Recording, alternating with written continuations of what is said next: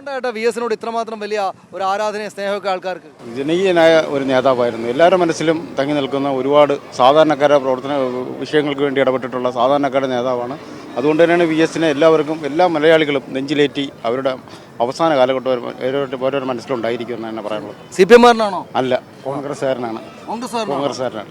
ഞാനത് വെറുതെ ചോദിച്ചായിരുന്നു. പക്ഷേ അദ്ദേഹം ഒരു കോൺഗ്രസ്സുകാരനാണ്. പക്ഷേ എന്നിട്ട് പോലും ഇതാണ് നമ്മൾ നേരത്തെ കണ്ടത്. കേരളത്തിൽ കക്ഷി രാഷ്ട്രീയ വ്യത്യാസമില്ലാതെയാണ് ആളുകൾ വി എസ് അച്യുതാനന്ദന് അന്ത്യാഭിവാദ്യങ്ങൾ അർപ്പിക്കാൻ വേണ്ടിയിട്ട് ഇവിടെ തടിച്ചു കൂടിയിട്ടുള്ളത്. നമ്മളിപ്പോൾ യാദൃശ്ചികമായിട്ട് റാൻഡമായിട്ട് ചോദിച്ച ഒരാളോട് അദ്ദേഹം CPM കാരനാണോ എന്ന് ചോദിച്ചപ്പോൾ അല്ല, കോൺഗ്രസ്സുകാരനാണ് എന്ന് പറഞ്ഞ അദ്ദേഹത്തിൻ്റെ മകളെയും കൂട്ടിയാണ് അവിടെ വി എസ് അച്യുതാനന്ദനെ കാണാൻ കുറേ നേരമായിട്ട് ഇവിടെ വന്ന് കാത്തു നിൽക്കുന്നത്. ഒരുപാട് നേരമായിട്ട് ഈ രണ്ട് ഭാഗത്തും ആളുകൾ റോഡിൽ കാത്തു നിൽക്കുകയാണ്. നമുക്ക് കാണാം, നിറയെ ആളുകളാണ് മുദ്രാവാക്യം വിളികളുമായിട്ട് വി എസ് അച്യുതാനന്ദനെ കാണാൻ വേണ്ടി കാത്തു നിൽക്കുന്നത്.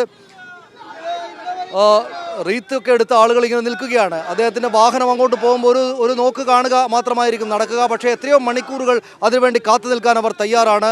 മുദ്രാവാക്യം വിളികളുമായിട്ടാണ് ഇവിടെ നിൽക്കുന്നത്.